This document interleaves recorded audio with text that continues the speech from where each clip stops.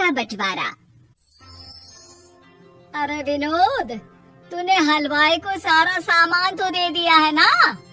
अक्षय की शादी में कोई कमी नहीं रहनी चाहिए। आखिर सबसे छोटा भाई है तुम सबका। हाँ माँ, आप चिंता मत करो, मैं पूरा ध्यान रखूंगा।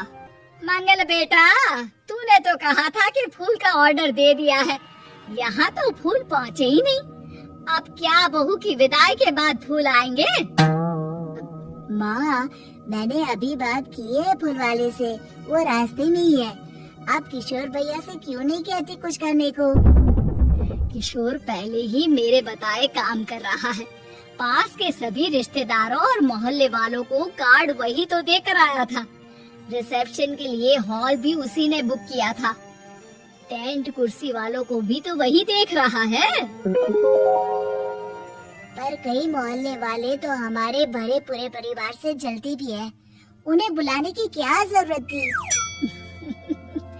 बेटा, शादी ब्याह में तो बुलाना ही पड़ता है, नहीं तो लोग क्या कहेंगे। दादी दादी देखो ना, हलवाई अंकल हमें लड्डू नहीं दे रहे, आप इनको डांटो ना।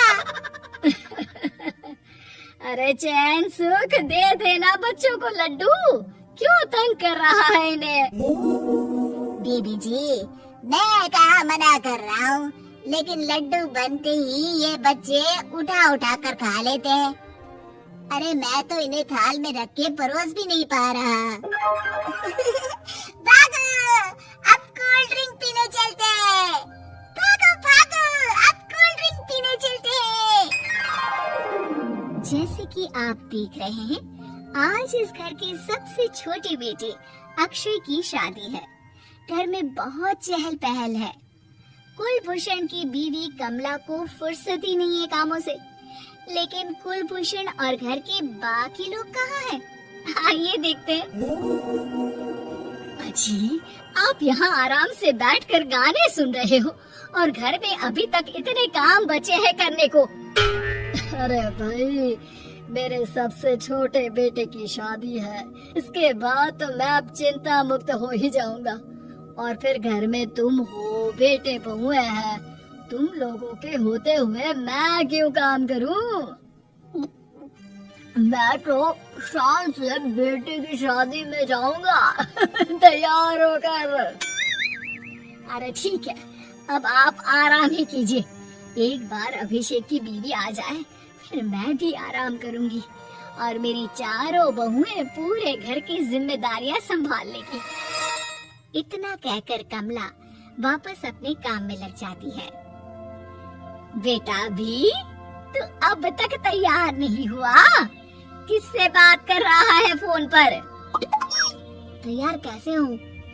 सैलून जाने से तो आपने मना किया है, क्योंकि मुझे हल्दी लग चुकी है। भाभीयों को देखो, सुबह से पार्लर में है। अक्षय की शादी हो जाती है और नंदिता बहू बनकर घर आ जाती है, लेकिन इस घर की खुशियों को मानो किसी की नजर लग गई थी। नंदिता के आने के बाद आए दिन घर की शांति भंग होती रहती। अपने माँ बाप की इकलौती बेटी को इतने बड़े परिवार की जिम्मेदारियाँ कहाँ संभाली थी? अभी देखो ना, मेरे हाथों की मेहंदी भी अभी नहीं उतरी है और तुम्हारी मम्मी ने मुझे घर के कामों में लगा दिया।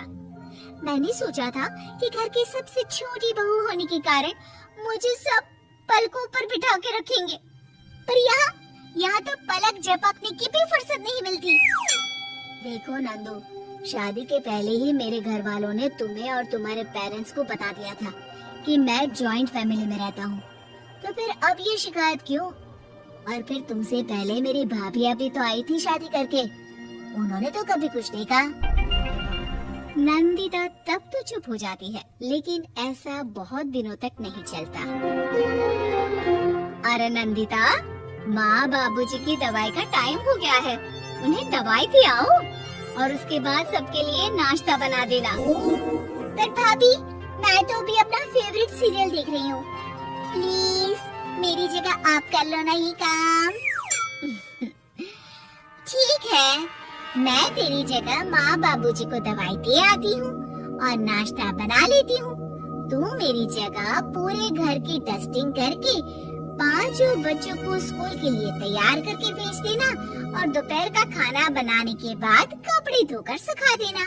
उसके बाद हम दोनों मिलकर बाजार जाकर सब्जी ले आएंगे, फिर डिनर की तैयारी कर लेंगे और उसके बाद बस बस भाभी, मैं माँ बाबूजी को दवाई देकर सबके लिए नाश्ता बना देती हूँ। हे भगवान, ये कहाँ लाकर फंसा दिया मुझे।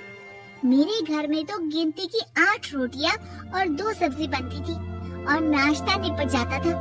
यहाँ तो रोटियों का ढेर और सब्जियाँ बड़े बड़े पतीलों में बनानी पड़ती है। नाश्ता बनते बनते लंच का टाइम हो जाता है और लंच बनते बनते डिनर का। अभी मुझ में तुम्हारे पूरे परिवार का नखरा उठाने की और ताकत नहीं बची।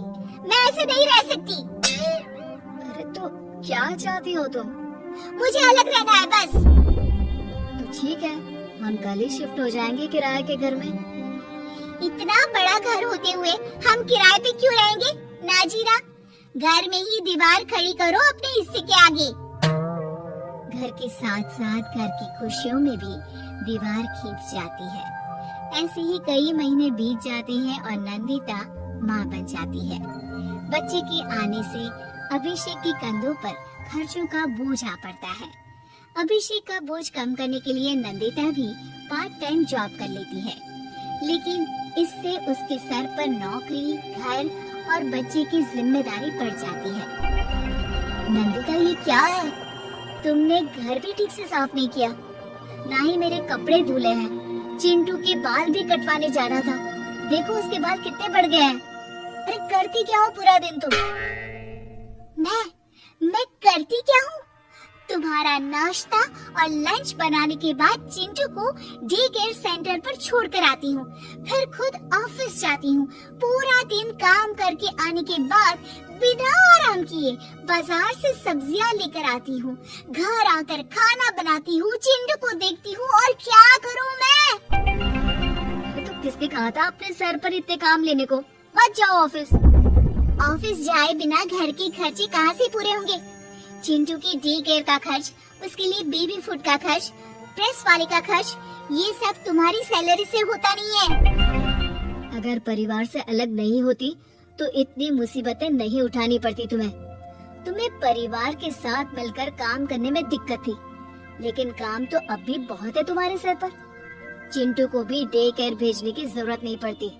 उसको गोद में खिलाने के लिए दादा दादी और घर के सभी बड़े होते।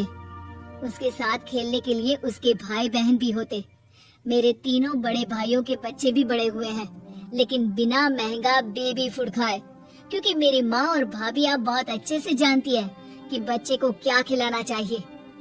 बिजली के बिल जैसे खर्चे भी सब मिलकर बांट लेते थे, लेकिन तुम्हें तो सबसे अलग रहने में ही मजा आता है।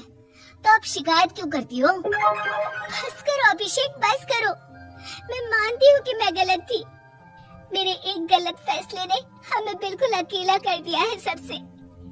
एक घर में होते हुए भी हम बाकी परिवार से अजनबियों की तरह रह रहे हैं। अभिषेक और नंदिता की सारी बातें घर के बाकी लोगों को सुनाई दे रही थी। तभी कमला बोल पड़ती है। अरे नंदिता बहू, किसने कहा कि तुम अकेले हो? तुम्हारा इतना भरा पूरा परिवार है ना तुम्हारे साथ।